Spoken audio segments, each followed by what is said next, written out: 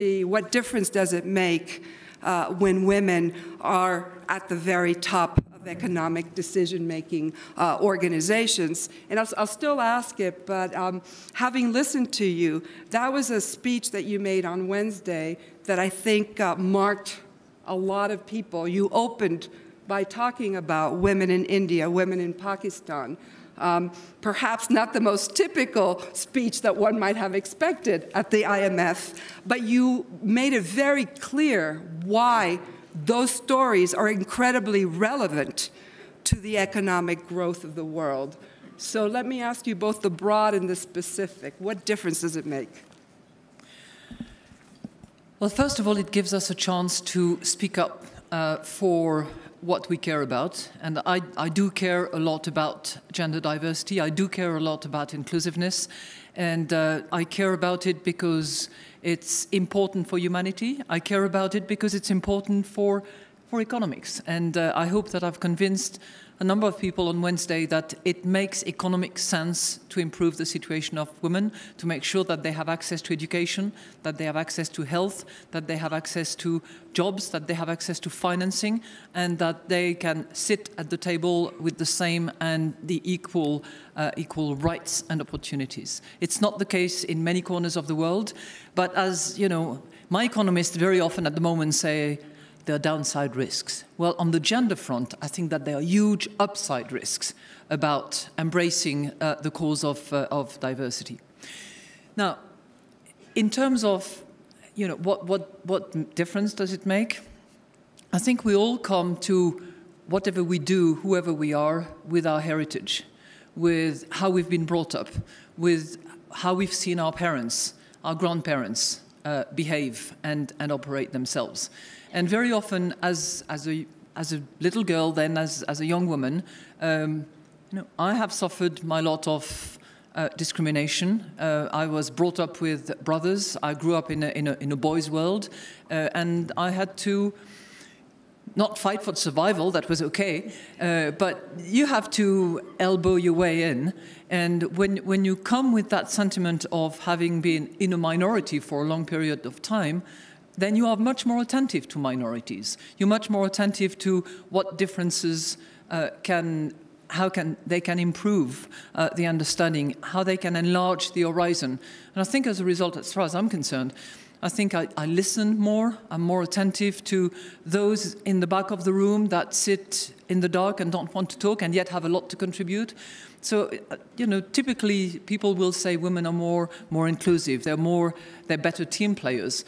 I think it's partly because of our history, of our heritage, of what we have ourselves had to face. And as a result, we're just more attentive to those differences. Just a quick follow-up, because you've really talked about the whole bandwidth, from women in places where even basic human rights are not respected, to equality at the very top of organizations. And sometimes we get stuck in a debate, why should we be worrying about women on boards when there is this other vast universe of problems that are more primal, that are more important? What's the relationship between the two for you? It matters all across the board, and whether it's in developing countries, in advanced economies, the degree and level of violence against women is not very different, whether you're talking, you know, developing world or very advanced economies, despite what people don't want to, the fact that they don't really want to talk about it or face it. Obviously, there are civilizations, there are cultures, there are regions where the situation of women is made worse because they don't have access to education, for instance, because they don't have access to health, because they can't decide on, you know, natality as far as their family is concerned. And for them, a different effort has to be undertaken. But it matters across the board, across the level of development and across cultures, because each and every one of us is a human being entitled to this right to education, health, and the right to choose. Thank you.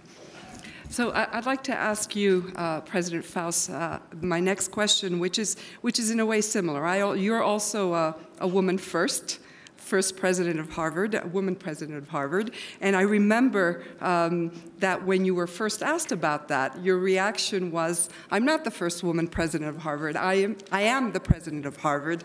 And that since you've thought about this a little bit differently, so maybe you can share your views on that and also the more general topic of what difference does it make. Sure. You're referring to a press conference that was held when my appointment was announced, and the first question I got was about being the woman president of Harvard, and I said, I'm not the woman president of Harvard, meaning I don't want to serve with an asterisk next to my name as if I got a special identity or special category. Instead, I wanted to be the president of Harvard, who happened also to be a woman. I found that I received really dozens, maybe hundreds of letters after I was appointed from women around the world, and particularly from young women, and sometimes the parents of young women, saying how much it meant to them to see a president of Harvard be a woman and how it opened for them a sense of possibility and what education could be and could yield. And that gave me a tremendous sense of responsibility for figuring out, I thought, how I could use the platform of Harvard and my identity as a woman to try to advance education in particular as an important field in which women could excel and which could enhance their lives, but also to enhance women's status generally. So when I travel, I always go to girls' schools and meet with young women and talk to them about their aspirations.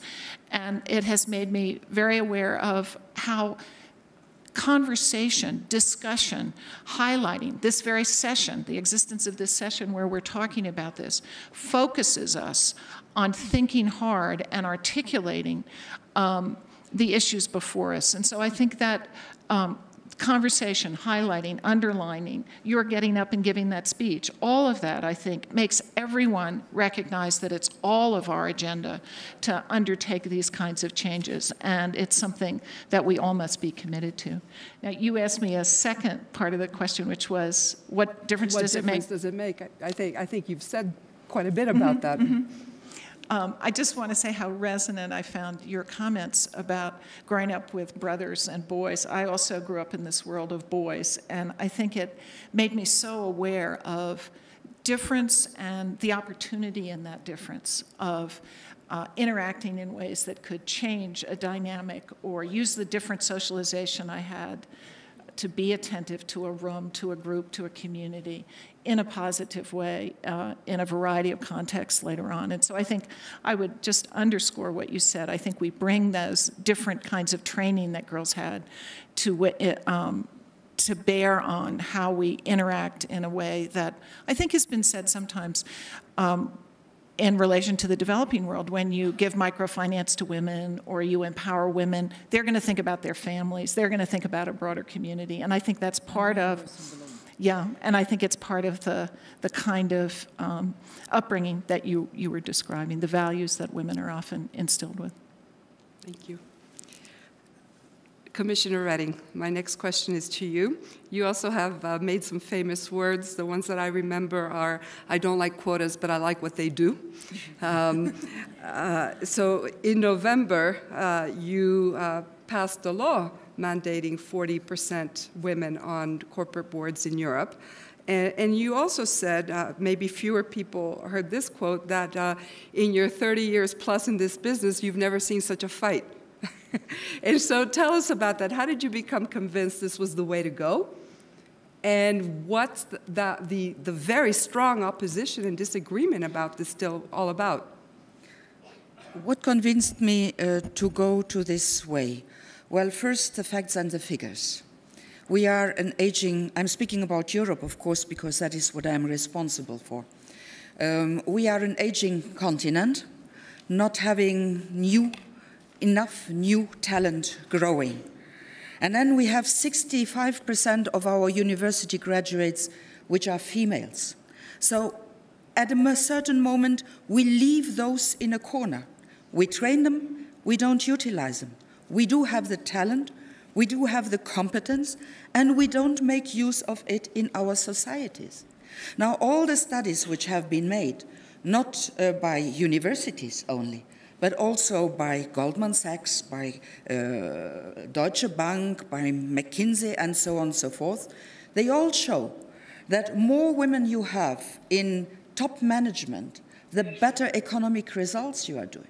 Now, when you are in a time where you lose your talent and when you need to have more income, what do?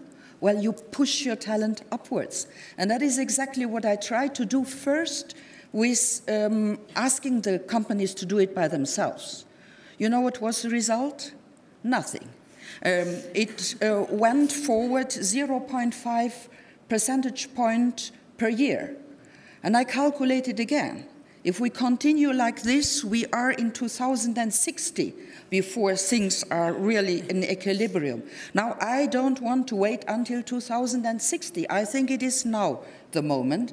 And that is when I started to think about something which, generally speaking, I don't like.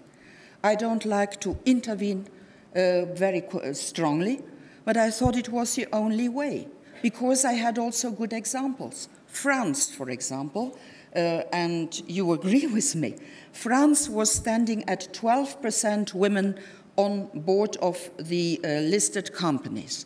France made an obligatory quota, and now France is standing at 25%. And that makes me to say, well, quotas might not be the right thing. They are a tool, but they do things, and we like the things they do. And so I proposed to bring together two things in our European law. Not to have a rigid quota. You must have so much women on board. If you are a woman, you are on board. No. If you are talent, you are on board. And that is why I wrote in the law that at equal talent, at equal competence, if there is a man and a woman to choose from, as long as you do not have 40% on board, you choose a woman then to give the position to.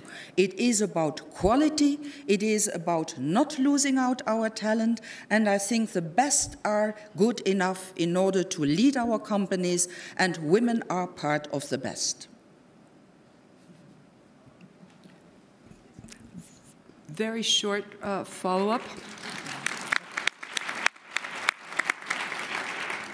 How long do you think quotas will have to be in place in Europe before we can go to natural selection? Well, I do believe that we need to break through the glass ceiling. And once we have broken through the glass ceiling, things will become natural. So also this law has an expiry date because it is not meant to last. It is meant just to do its job, to break through. And we have so many women. I think that is also a message I would like to give, because I hear very often that, yes, we would like to put women on boards, but we don't find them.